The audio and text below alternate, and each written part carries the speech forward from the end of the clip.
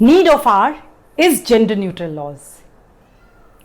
Human rights and gender equality is both for men and women. In India, domestic violence laws only protect women. Why? Males को क्यों नहीं protection मिलता? उनका गुनाह क्या है? क्या वो पुरुष है? ये है उनका गुनाह? Unfortunately, there is no law like Domestic Violence Act for husband to proceed against wife. Madras High Court. न्यायमूर्ति एस वैद्यनाथन ने चिंता व्यक्त की कि घरेलू संबंधों में महिलाओं के खिलाफ शिकायतों से निपटने के लिए घरेलू हिंसा अधिनियम जैसा कोई कानून नहीं है. डोमेस्टिक वायलेंस ऑन मेन, ये सुनकर के ऐसा लगता है एक राय सी बनी हुई है कि क्या मेन के ऊपर भी डोमेस्टिक वायलेंस होता है. बहुत लोगों से मैंने बहुत इंटरेक्शन किया है, जर्नलिस्ट से, सोशल मीडिया पे लोगों से, वैसे दोस्तों से, मेट्रो में जब मैं ट्रैवल करती थी, या कई बारी बहुत हीटेड डिस्कशंस ग्रुप्स में भी हुए हैं जहां हम इसके बारे में बातचीत करते हैं, या टीवी डिबेट्स पर भी बहुत बार इसके ऊपर चर्चा हुई है. तो मैंने अक्सर देखा है डोमेस्टिक वायलेंस ऑन मेन कि जहां बात आती है वहां कोई बात करने के लिए ही नहीं राजी. इस सब्जेक्ट के ऊपर लोगों ने ऐसी विचारधारा बना ली है कि डोमेस्टिक वायलेंस तो सिर्फ वुमेन के साथ ही होता है, मेन के साथ हो ही नहीं सकता, जबकि यह कतई सच नहीं है, यह बिल्कुल झूठ है. आज लॉकडाउन को ही 1 साल से ज्यादा हो रहा है. मैं दावे के साथ कह सकती हूं मेरे पास इतने केसेस आए हैं डोमेस्टिक वायलेंस ऑन मेन के कि मैं आपको बयान नहीं कर सकती. I have innumerable cases where wives have been torturing their husbands like hell. अभी झाड़ू कटका ना करने के लिए, बर्तन नहीं धोने के लिए, बेबी सिटिंग ना करने के लिए, डायपर ठीक से ना पहनाने के लिए, और तमाम चीजें, जैसे रोटी क्यों नहीं तुम बना सकते, मेरे को बहुत सिर दर्द है, I am not feeling well, आज तुमने खाना बनाना है. And when the husband opposes for these things, I am not saying that husband shouldn't cooperate with the wives, खाना बनाना हो या दूसरे बहुत हाउस होल्ड काम होते हैं, and there are other work also जो बाहर के भी होते हैं, उसमें सब में एक दूसरे का साथ देना ही होता है. यहाँ पे it is not like this कि हम उस चीज़ को नज़रअंदाज कर सकते हैं. But beating a husband is very common in India. In fact there was a report जो ये कहती है कि हम तीसरे नंबर में, विश्व में भारतीय महिलाएं तीसरे नंबर पे हैं हस्बैंड्स को पीटने में.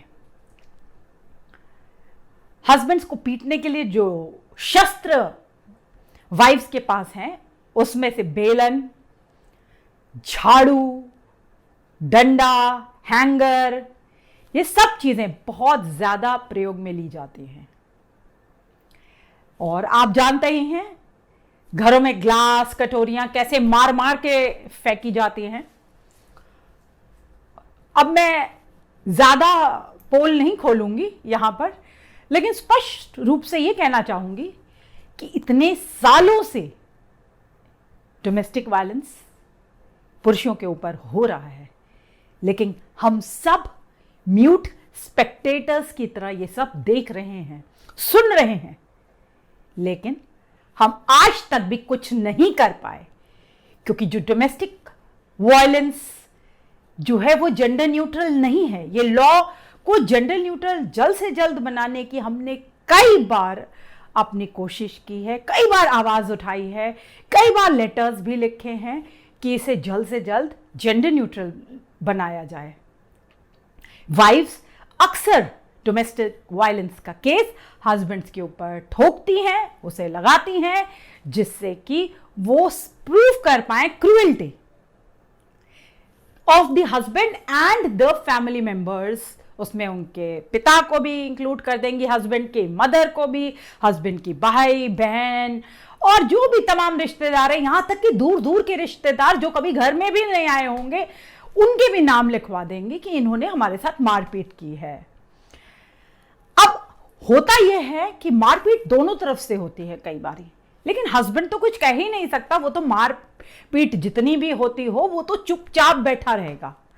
अब मैं आपको बताती हूं क्यों हस्बैंड चुप रहते हैं। ना तो उनकी कहीं सुनवाई है, पहली बात तो कानून में उनके लिए कुछ नहीं है। सेकंड, अगर वो पुलिस स्टेशन चले भी जाएंगे तो उनकी कहीं सुनवाई नहीं है, उन्हें हंसी का पात्र बनाया जाएगा, उनका मजाक उड़ाया जाएगा और उन्हें पुलिस स्टेशन से भगा दिया जाता है ये बोल के कि बीवी से पिट के आया है। तो बताइए वो करे क्या। कुछ हस्बैंड्स बहुत शर्माते हैं ये बातें कहते हुए, उनकी मर्दानगी को ठेस पहुंचती है, इसलिए नहीं दे डोंट ओपन अप। मेरे पास एक ऐसा भी केस आया था जिसमें हस्बैंड अधमरा कर दिया गया था मार मार के घर में, वाइफ ने और उसकी मदर आई हुई थी घर में, उन दोनों ने मिलकर के हस्बैंड को इतना पीटा था कि उसे लहूलुहान कर दिया था and he was not even able to talk. लेकिन वही है, एफआईआर, मैंने उसे बहुत समझाया कि एफआईआर दर्ज होगी तेरी, तू जा एक बार बात तो कर, पुलिस से जा बात कर, बिकॉज उस टाइम बहुत स्ट्रिक्ट रिस्ट्रिक्शंस थे बाहर जाने के और मैं उसके पास नहीं जा सकती थी। Though I knew he is from Delhi only but I couldn't go there, so I asked him to go, but when he went to the police station nothing at all happened. Police वालों ने उसके बहुत मजाक उड़ाया और उसे वहां से बाहर निकाल दिया, ये कह करके कि तेरे को शर्म आनी चाहिए कि तू बीवी से पिट के आ गया।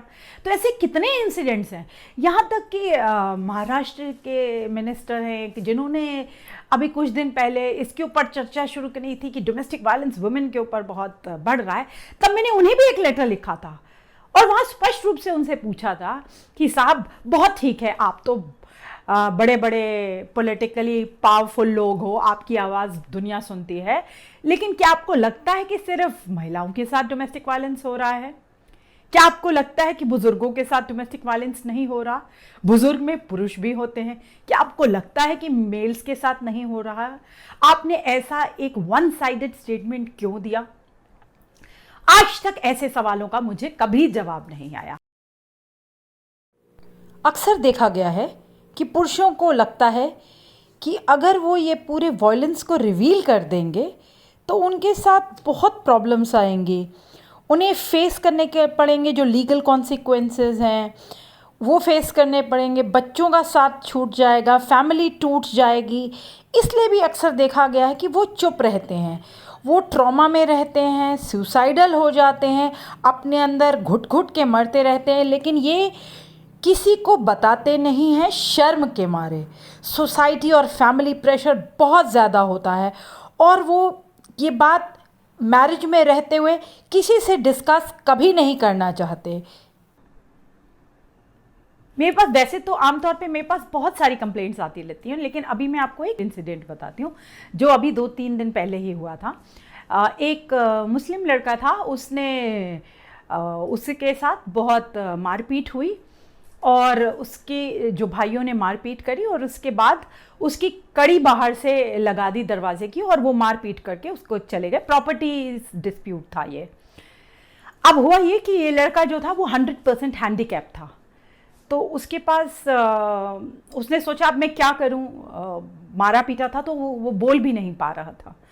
तो उसने एक ग्रुप है उसमें ये पूरी बात उसने अपनी एक छोटी वीडियो बनाई और फोटोग्राफ्स एक ग्रुप में डाली। उस ग्रुप में मैं नहीं थी, उस ग्रुप में एक आरजे हैं मुंबई के, वो थे। उन्होंने ये पूरा जो उनका वीडियो था या जो इन्होंने हेल्प मांगी थी उस ग्रुप में, उन्होंने लकीली वो देख लिया और उसके बाद उन्होंने उस लड़के को मेरा नंबर दिया और उन्होंने कहा कि आप इन्हें अप्रोच करिए, क्योंकि वो देर रात की बात थी, उसने बहुत देर रात 12 बजे के करीब ये सब पोस्ट किया था। तो next day morning he texted me and he shared all those videos and the photographs and he told me that he is 100% handicapped and nobody is helping him out and he's suffering from domestic violence. तब मैंने उसकी मदद करी। हमने वो Twitter पे उसको share किया, उसकी जो प्रॉब्लम थी पूरी। मैंने जैसे ही वीडियो वगैरह शेयर करी वैसे ही उसे मुझे आया मैसेज कि आप उनकी कॉन्टैक्ट डिटेल्स शेयर करिए डीएम में। मुझे थाने पुलिस ने को मैंने टैग किया था और उन्होंने ही मुझसे ये डिटेल्स मांगी और मैंने वहाँ पे उनको डिटेल्स दी और इस विक्टिम को तुरंत कॉल आ गया और अब उनकी एफआईआर भी दर्ज हो गई है। तो ये छोटे से केस को मैंने इसलिए आपके साथ डिस्कस किया है कि शेयर करिए, चुप नहीं बैठिए। आपके साथ डोमेस्टिक वायलेंस हो रहा है, मेल्स के साथ जब भी डोमेस्टिक वायलेंस होता है दिक्कत ये है वो शेयर ही नहीं करते, दे डोंट स्पीक अप। तो जब तक आप शेयर ही नहीं करेंगे तो किसी को कैसे पता चलेगा और कोई आपकी कैसे मदद करेगा? तो please share it with someone at least so that you get help. I would only suggest you कि ये सोच करके कि हमारी तो कहीं सुनवाई नहीं है, ना हमारे लिए कानून है, ना हमारी और कोई प्लेटफॉर्म है, मेंस कमीशन है। जैसे जेंडर न्यूट्रल ये कानून नहीं है, ऐसे ही आपके लिए कोई मेंस कमीशन भी नहीं है। तो हमारी जो प्रॉब्लम्स है, ग्रीवेंसेस हैं, हमारे साथ जो प्रताड़ना आए दिन हो रही है वो कहीं तो सुनी नहीं जाएगी तो हम चुप रहें। लेकिन नहीं, चुप नहीं रहिए। आप से रिक्वेस्ट करूंगी कि आप शेयर करिए, ज़रूर शेयर करिए एंड मोटिवेट करिए दूसरों के साथ भी। अगर आप किसी को जानते हैं, आपके फ्रेंड सर्कल में है या आपके फेसबुक पे है या आपकी फैमिली में से कोई है जो कि इससे ग्रसित है, जो the one who is going through domestic violence, if he is a male, please ask him to share his video, share his photographs so that other people understand कि मेल्स के साथ भी डोमेस्टिक वायलेंस होता है और जल्द से जल्द लॉ में बदलाव आए, डोमेस्टिक वायलेंस लॉ जो है जेंडर न्यूट्रल बने। Thank you so much for watching this video. Please subscribe my channel और बेल आइकॉन दबाना ना भूलें and please do comment in the comment section. Thank you.